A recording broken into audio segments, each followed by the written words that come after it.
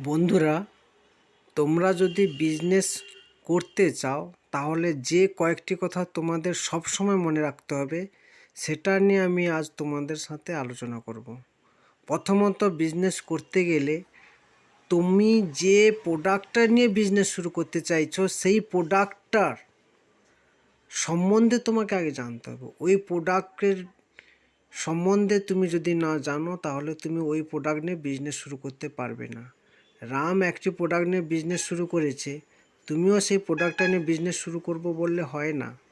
তোমাকে ওই প্রোডাক্টটার সম্বন্ধে নলেজ থাকতে হবে, তবেই না তুমি ওই প্রোডাক্টের আলাদা কিছু তুমি করতে পারবে।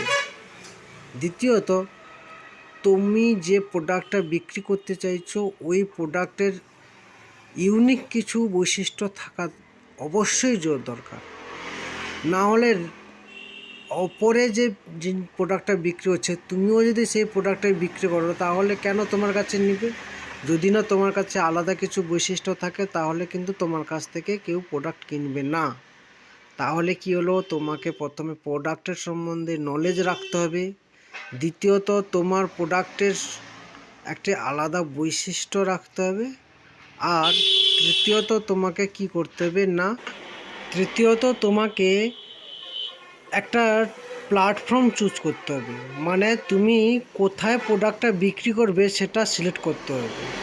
তুমি যদি কোনো প্রোডাক্ট বিক্রি করতে চাও তাহলে একটা ভালো প্ল্যাটফর্ম অবশ্যই প্রয়োজন, যেমন অ্যামাজন, ফ্লিপকার্ট, ক্লিক ব্যাংক।